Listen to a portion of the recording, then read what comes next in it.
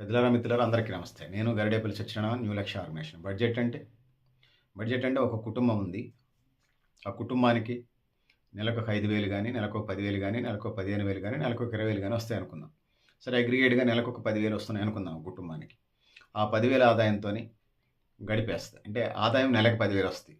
అందులో ఖర్చులు ఉప్పు, పప్పు, చింతపండు, మంచినూనె, ఇంటి కిరాయి, కరెంటు బిల్లు, కూరగాయల ఖర్చులు, ఆదివారం నాన్ వెజ్ ఖర్చులు, తాలింపు గింజల ఖర్చులు, మంచినూనె ఖర్చులు, ఇట్లా టిఫిన్ ఖర్చులు, ఏదైతే ఉందో ఎటన్నా ఊరికెళ్ళే ఖర్చులు, లేకపోతే ఫంక్షన్‌లకెళ్ళే ఖర్చులు, మన ఇళ్లలో ఫంక్షన్ చేసే ఖర్చులు, ఎదుటి వాళ్ళ ఇళ్ళకెళ్ళేటప్పుడు ట్రావెల్ చార్జెస్, అదేవిధంగా ఇయన్నీ ఖర్చుల కింద ఉంటాయి.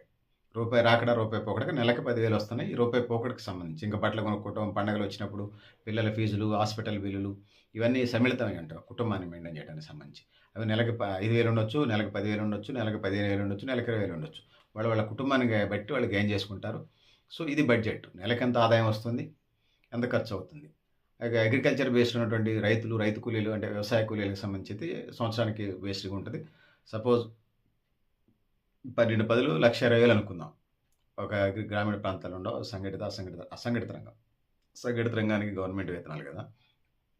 ఆ 1,20,000లో ఇప్పుడు చెప్పినటువంటి కిరాణం సరుకులు, కరెంటు బిల్లు, ఇంటి కిరాయి, ఆదివారం నాన్ వెజ్, హాస్పిటల్ బిల్లులు, కొత్త బట్టలు కొనుక్కోవటం, పండగలు, పబ్బాలు, వచ్చే చుట్టాలు, వీళ్ళు చుట్టాల ఇంటికెళ్ళే ట్రావెల్ చార్జెస్ వీటన్నిటిని కలిపి రూపాయి పోకడంటారు. నెలకొచ్చేటువంటి 10,000 ఆదాయం రూపాయి రాకడంటారు.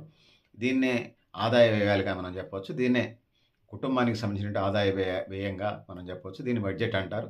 దేశానికి గూడా ఇట్లా రూపాయి వచ్చేదెంత, రూపాయి పోయేదెంత అని ఉంటది.